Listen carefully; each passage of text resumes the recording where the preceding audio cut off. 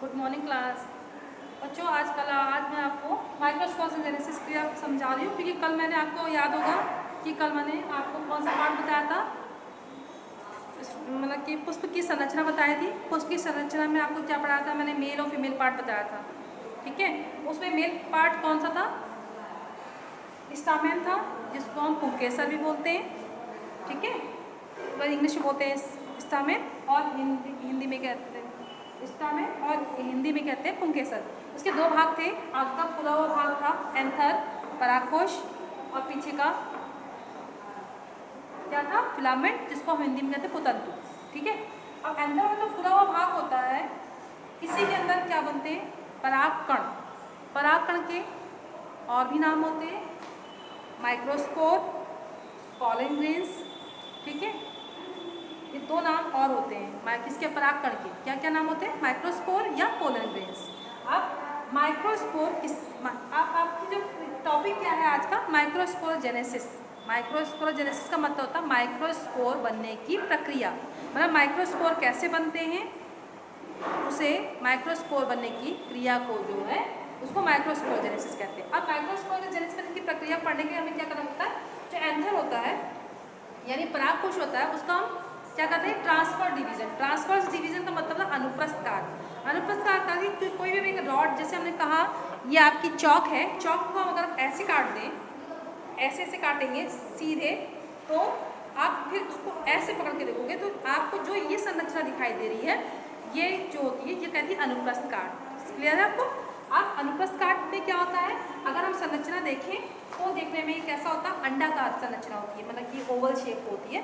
शुरू में स्टार्टिंग में जब कहते हैं ना यंग स्टेज जो होती है एंथर की, जब उसमें माइक्रोस्पोर नहीं बने होते, तब वो देखने में क्या अंडाकार जैसा होता है, क्या अंडाकार संरचना। लेकिन जैसे जैसे उसमें मतलब कि आगे माइक्रोस्कोप बनने की प्रक्रिया आगे बढ़ती जाएगी, वो कम से कम उसके जो एक दिख रहा था वो 4 कक्षों में बढ़ जाता है, 4 भाग हो जाते हैं इसके। जैसे डायग्राम दिखा देखो 1 2 3 4, ऐसे ही जब और मैच्योर होगा तो 1 2 3 4 इस तरह खाने बन जाते हैं। ठीक है, अब अगर अंडाकार संरचना हमने बताई माइक्रोस्कोप के अंडाकार संरचना, तो हमें क्या संरचना दिखाई देती है, सबसे बाहर की जो लेयर होती है, ये अंडाकार कोशिका की जो बाहर की लेयर होती है वो कहलाती है एंडोडर्मिस।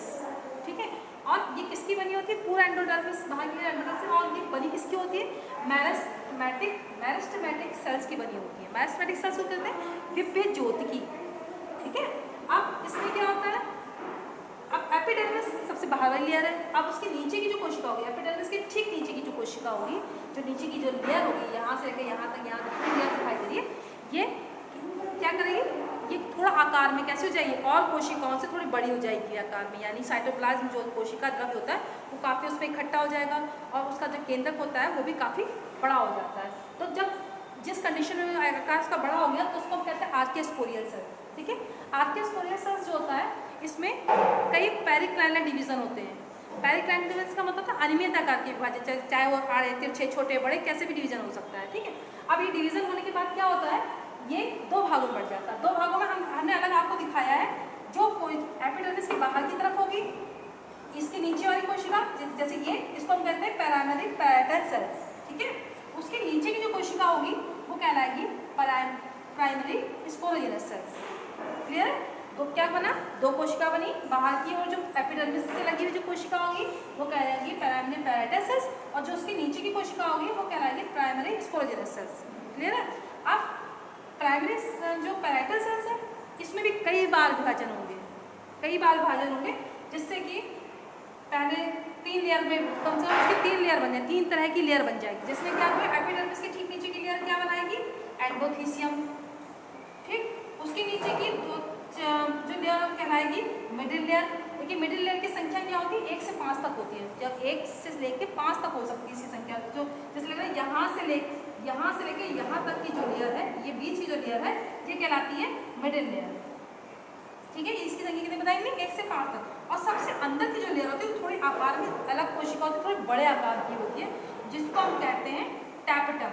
ये जो दिख रही है आपको, ये वाली कोशिका जो है वो क्या होती है, टैपेटम। अब जो एंडोथीसियम की जो लेयर होती है, यानी एपिडर्मिस ठीक नीचे की एंडोथीसियम लेयर जो होती है, वो जब यहाँ पर होती है, जब यह और मैच्योर होगी तो जो 2 कक्ष होंगे, 2 चैम्बर होंगे उसके, उस के जो मध्य के जो जोड़ वाला भाग होता है, जो ज्वाइंट होता है उसको कहते हैं, थोड़ा अंदर को झुका हुआ होता है, उसको कहते हैं स्टोमियम। यहाँ पर जो एंडोथीसियम जो होगी वो थोड़ी पतले आकार की होगी। पतले आकार की इसलिए होगी ताकि जब भी माइक्रोस्पोर बन जाए तो इसी स्थान से वो स्फुटन करे, स्फुटन मतलब फटेगा और जितने माइक्रोस्पोर होंगे इससे बाहर निकल जाएंगे। ठीक है, अब हमने क्या बताया आपको, प्राइमरी पैराडाइल सेल्स कितने बार डिवीजन हुआ, 3 भागों में डिवाइड होती है। एपिडर्मिस के ठीक नीचे की एंडोथीसियम, एंडोथीसियम के नीचे की 1 से 5 तक की लेयर जो होती है कहलाती है मिडिल लेयर, और सबसे नीचे अंदर की एक सिंगल जो लेयर होती है वो कहलाती है टैपेटम।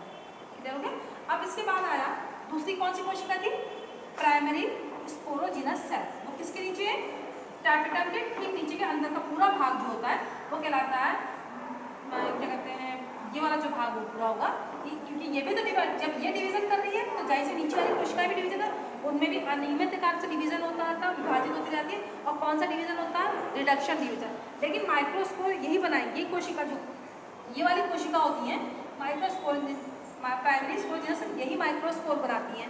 तो इसको पहले क्या कहते हैं, माइक्रोस्पोर मदर सेल्स बनती है इससे, इसलिए विभाजित होगी और क्या बनाएगी, माइक्रोस्पोर मदर सेल्स। और ये कैसी हो जाती है, ऐसी कोशिका होती है जैसे पूरी घनी घनी घनी भरी हुई थी, इस तरह की पूरी भरे एक दूसरे से चिपके रहेंगे, अलग नहीं होंगे, इस तरह के चिपके होंगे शुरू में।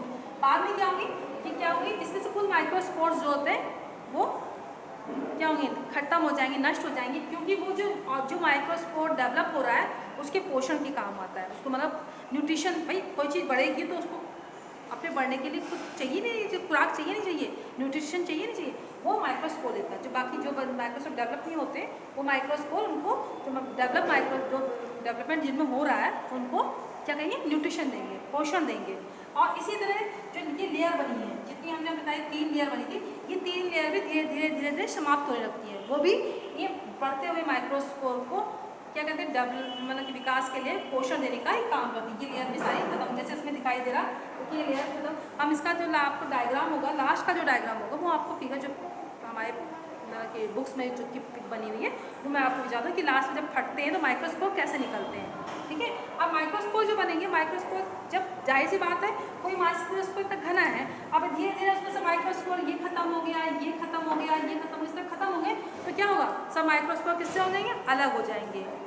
ठीक है, अब वो माइक्रोस्पोर क्या अलग होगा, अब वो माइक्रोस्पोर क्या करेंगे, रिडक्शन डिवीजन। रिडक्शन डिवीजन का मतलब है जितने भी गुणसूत्र होते हैं उसकी आधी हो जाती है उसमें।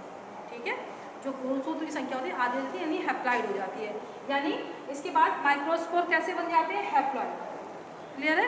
अब हैप्लॉइड जैसे अब माइक्रोस्पोर है, सिर्फ जो माइक्रोस्पोर बना वो हैप्लॉइड, फिर जो अंडा बनेगा वो हैप्लॉइड, जब वो मिलेंगे तो क्या बन जाएगा, 2n यानी डिप्लॉइड। कंडीशन क्लियर, समझ में आ गई। ठीक है, इतना टॉपिक मैंने पढ़ा दिया। अब आपको नोट्स इसके मैं बाद में सैटरडे को ही दूंगी दोनों नोट्स, और आप लोग इसको तैयार करिएगा। अगर कोई प्रॉब्लम हो तो मुझे प्लीज़ फ़ोन करके बता देना, और तुम लोग क्लास अटेंड नहीं करो प्लीज़, रिक्वेस्ट है क्लास अटेंड करना शुरू कर देना, तो फिर आप लोग को भी इसका खामियाजा भुगतना पड़ेगा। हम तो ना पूरा प्लस दे रहे हैं। ओके बच्चों, थैंक यू।